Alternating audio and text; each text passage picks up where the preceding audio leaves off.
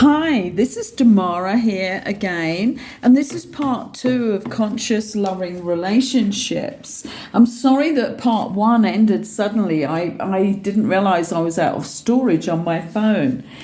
But we had only just started doing the actual agreements. So let's go back to quickly go over number 1 and 2 before we get on to number 3. But this is all about making sure that you're both on the same page. And if you haven't already played part 1, play part 1 first, because it has a lot of lead-in material on how to get ourselves healed before we start, and really get involved in a committed, conscious, loving relationship. So with the first agreement, it was we agree to have the commitment to make our relationship work. And that's so important, that you are both committed to that, and that you do all of the other work. And there's some ideas in these agreements, and certainly about controlling things that could result in one person leaving and not dealing with the problem that you had both started, and things like that. There's ways to deal with problems that you may come across in these agreements. Right, so number 2 is we agree to do what we like to do and only what we like to do. And that's a really big agreement, that nobody thinks they're in charge and leading the relationship, and that one person should behave the way that another person wants. This is about two people coming together consciously and in a loving way to actually choose to live some parts of their life together.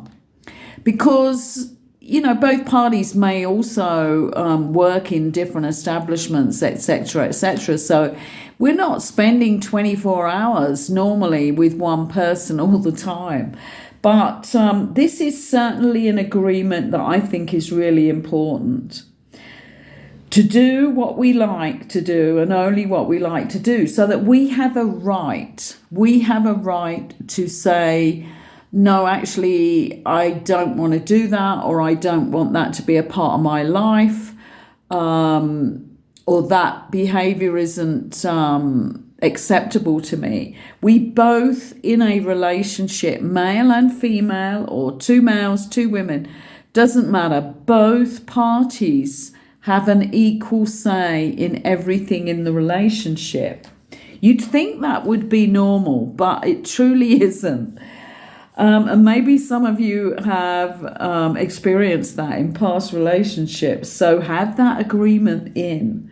Number 3, we agree to clear our space with each other, verbalize all our feelings, and to have no withholds from each other. Because when you think about this, there is no reason, if you are going to be in a deep, loving, intimate relationship, because it requires there to be honesty if you are seeking that sort of level, and that you're not just getting together for comradeship, you're getting together to evolve together. And this is the important thing. And there is actually further on an agreement, a commitment to that. So part A of this particular number 3 agreement is we agree never to use silent treatment. And I think that is so important, because silent treatment is when somebody isn't involving themselves in the dispute that's going on or the problem that's happening. And it really shows that they're not healing their shadow self, because that only comes from a damaged person if they're going to do that and give the silent treatment. B is we agree always to tell the truth. Now, to me, that's a given. There has to be that in a relationship. But that's certainly not what I've experienced in past relationships. But this is what is expected in a conscious, loving, evolving relationship. Total truth. And there should be no reason, if you've gone past the first agreement, which is about commitment, to make our relationship work and to actually be in a commitment, there is absolutely no reason why you should not be telling the truth. Number 4, we agree to share our resentments, our upsets, and to share them daily with each other, at least every night before we go to sleep, so that nothing will be carried over to the next day. And that's an old one, isn't it? And I think a lot of people have learnt by doing that. I've certainly heard that discussed a lot. Even when people have no other agreement, they have that one, which is fabulous, because when you go to bed with tension, you're not going to sleep, you're going to get up in the morning with a bad mood, and it leads to all sorts of disasters. So excellent point there. So this is number 5. We agree to handle upsets in the following manner. Now, I mean, obviously this is a group of people getting together and formulating this agreement, which is sort of a rough sheet and a generalization. Some must be in there, and this one definitely must be in there. But the way that you actually set this out, because this is about we agree to handle upsets in the following manner. I think they're very good, but you can change these, obviously. Personal needs, whatever. Before attacking the other, we agree to always go apart for a little while and see what is going on with ourselves first. That is so powerful. That is really living consciously, when you can own that you may need to go away. You may think it's the other person, but actually you may be triggered yourself, or it may be just something that you're moving forward with that isn't quite right. So taking a little time apart is great. And actually telling the other partner that you would like to do so, and is that okay at that moment. Part B, after asking, is something going on with me, we agree to communicate clearly and responsibly and tactfully, and that's it. Not now keep it a secret because you do realize it's something to do with you, but to actually go forward to your partner with complete intimacy, and actually share with them what you've discovered about yourself, and that something's going on there for you, and apologize if you need to. Part C is we agree not to interrupt each other during any exchanges. And that's another very powerful one. But obviously, if one person is ranting for a very long time, then it is appropriate to actually interrupt. But this is mainly that it's not this but I, when somebody's trying to share their deepest feelings because you're not willing to listen. So always remember, when the exchange gets heated, really go into the now moment so that you can be conscious there. And all of that information is on my Fast Track to Cosmic Consciousness video about how to start practicing being in the now moment. And certainly when you're in exchanges that are difficult, there's certain ways to deal with that, and that's on a playlist on my channel. Part D, we agree to continue communicating until something has been resolved that is agreeable to both of us. Again, very powerful. This is conscious living, when both people are involved in the agreement that comes from any difficulties that you've been having. So we're now on to 6.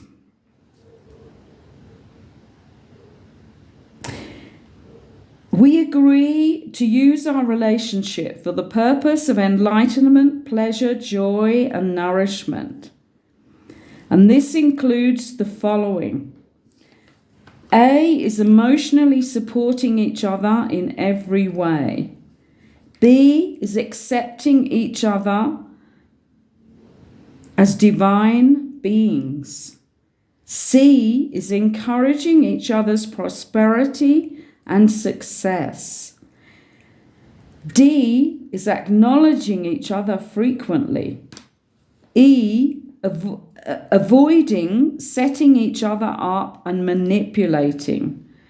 F is handling each other's case as long as we are willing, and when not, agreeing to consult with another person. And this usually involves having somebody like a therapist, doesn't it, or a relationship person who will mediate. Now, they're really intelligent parts of that. This is about the purpose of the relationship is going to be for enlightenment, pleasure, joy, and nourishment. And these other parts are supporting that. So read through these yourself if you're taking these notes afterwards. And what I would suggest is that you do write all these agreements down if you're seriously interested in a conscious, loving partnership. Because, you know, this relationship, loving relationship training, which I was around 30 years ago, is not around now as far as I can see, not in a really formal way like this. There's bits and bobs of it here and there that you hear people talking about, but this is a complete training, and this is about, you know, getting your contract before you have expectations of somebody. You must have their agreement to be in this sort of high-level relationship. Number 7 is we agree to handle money responsibly and each be financially independent of the other. This applies to all expenses. Now, this is really interesting because this obviously works very well. But it can also work where you are sharing a double income. So this is one you need to be very mindful about and have both agreements on, you and your partner. How do you want to do this? And again, this can be something that is rarely spoken about. And it's usually, isn't it, the two things people avoid talking about is sex and money. It's kind of crazy because both of them looked over by Venus, which is the love planet, and both of them hardly ever spoken about. So in this agreement, they've decided here that they're going to be independent, and that's a really good way. If both have enough income to support themselves, then that's a really good way. I mean, it often changes when people have children, and then obviously the woman can't be working for as much as the man and bringing in as much money most times. So, or vice versa, the other one works while the woman goes out. But this is your choice, but it needs to be a contract and it needs to be agreed by both parties. Number 8, we agree to each take responsibility for our own living space, and the part we share, we agree to clean together. In fact, all house chores will be equally shared. I love that. And I mean, I've been lucky with that in that, you know, the relationships I've been involved in, men have loved to cook and don't mind being, you know, half in that share of all the chores that we all don't like doing. So make your choices there and make sure that you both commit and agree to what is on your contract there. I don't really understand this for our own living space, but this can be like, I mean, there are quite a lot of people now who have separate bedrooms. That's not something I've ever gone for, but it's nice to have that separate space that you can both come into, but one is responsible for. But also office space. Obviously, you know, with people working from home, that can be a problem. If other people go in and upset all your organization. So this is being mindful of everything, even within the household. Number 9, this is agreements on sex. We agree to do only what we want to do during sex. And I think that's a biggie here, that there must be agreements on this. But, you know, in talking about conscious, loving relationships, to me, you know, the highest way to go is on pure intimacy and on pure letting go and surrendering to each other. So I wouldn't expect there to be huge differences here if you're both agreeing. But when these loving relationships were carried on, this training, they weren't so involved with Taoist sexuality and tantric sexuality. But I think that most people who have started on this journey of conscious loving relationship realize that there is immense pleasure, ecstasy and joy if you start to learn the ancient techniques, which also heal your body as well as give you sexual joy. So I'm just going to have a look at these. I can't even remember what's on this sheet here.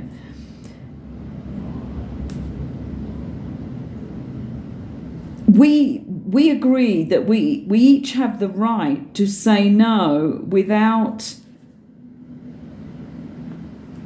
losing each other's love.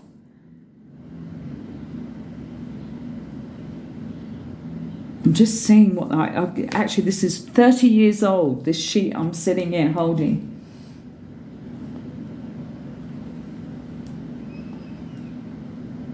Within reason. Okay, they had within reason. So we agree that we each have the right to say no without losing each other's love within reason. And I think, you know, what this is about, because I think two people come together, they really do need to surrender and let go to love making and not just sexual release for men from their tension, because this can hold a lot of power in a relationship. And it's not good for both people. This must be a love-making session which is enjoyable for both. And this usually takes more time than you might think, because it's a letting go to intimacy and the erotic side of a relationship. So there's many levels that people are involved in here. But for me, I would head it to the highest and the most erotic and the most ecstatic. But I think that's right, because here, what they're saying within reason, and I think this is because what if somebody decides that they're going to withdraw the sexual intimacy and it's for a very long period? I mean, there needs to be discussion about that. And there also needs to be discussion about why it's happening, because it doesn't happen naturally. I mean, what happens there is you get closer and closer when you're in a conscious, loving relationship. So there shouldn't be any huge periods where you're not enjoying each other sexually. We agree to clear our space before sex. And I think this is really good, where you actually, use the sensory parts of ourselves, like burning essential oils and having beautiful music.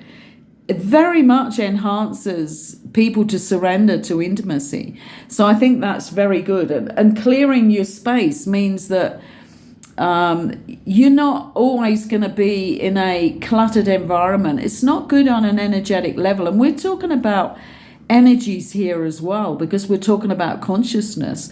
So that's a very good one, in whatever way that means for you. And to keep the bedroom as a kind of sacred space. You know, no arguments, no children playing in bedrooms. I mean, okay, it's difficult when they're younger, but all sorts of things like that, they help the whole art of lovemaking.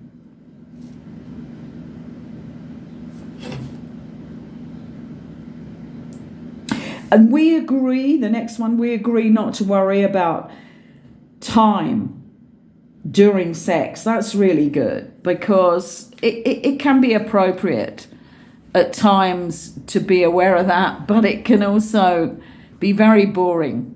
And that again goes back to that, is this a release of tension, or is this a lovemaking session? Is this sex, or is this lovemaking? Because there is a big difference. We agree to ask for what we want. This is the next one on here, and I think that's a given, and that is like showing somebody what you want to experience, and that's all wonderful, because that's all about sharing your true self with somebody in whatever way you want to do that, guiding somebody to what you really want to experience, or telling them. All of this is very, very good, because you are two people together who love each other. We agree not to use sex for manipulation, nor withhold it to get even. And I think, you know, when you're talking about conscious living, that's just not acceptable. And I think, as I said, this is 30 years old. I think we know better than that now, don't we? If we are on that conscious living path, where we're not only taking care of ourselves on all the levels, we're also taking care of our partner. So I think the manipulation is just out, you know, it's not allowed. We agree to use responsible birth control when appropriate, and obviously that's another one that needs to be spoken about, depending on what age you are and whether you are in that having children period of time. We agree to stay in present time during sex and each make it as pleasurable as possible. Now that present time thing is so important. There's a whole different energetic experience when you stay in the now moment with each other, and there are many different practices. I may do another video on talking about that, because that's so important, and there's some things that you can do together at other times to really connect on that level without having sex in preparation for making love. So that's excellent that one is in there. And so important to make it that high level experience of sacred sexuality. We agree to frequently negotiate and determine the type of sexual relationship we want to be in. And I think if this to me only occurs when there's difficulties, or when the other person doesn't understand, or you don't understand where the other person is coming from. But to talk about, you know, everything that happens and what you need to say, that's so important, to be open and free with your communication. So we're now on to another, number 10, agreements for handling. Well, this is something completely different, actually.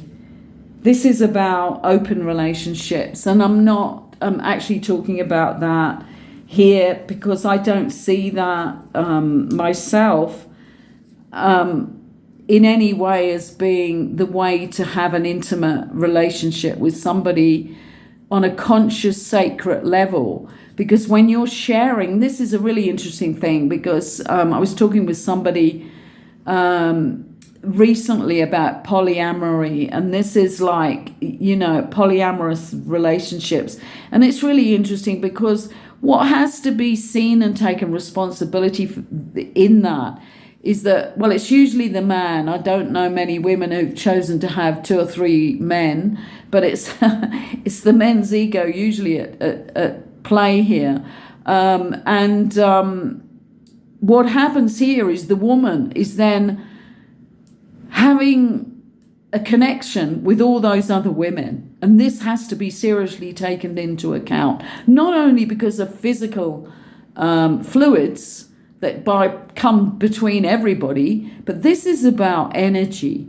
And when other people are activated on a different level, you do not want to be in a relationship where a man is having a relationship with another woman and you are then having that energy infiltrate you when you are on your divine path. So there's a lot to be talked about that. And it makes me smile, really, because there was one guy on the internet who I used to, I was looking at other stuff and people he was interviewing, but he was polyamorous. But do you know what? When his twin flame, divine feminine, walked forward, he stopped it all. It's really funny. I'm not going to mention the name. I'm sure lots of people know who I'm talking about.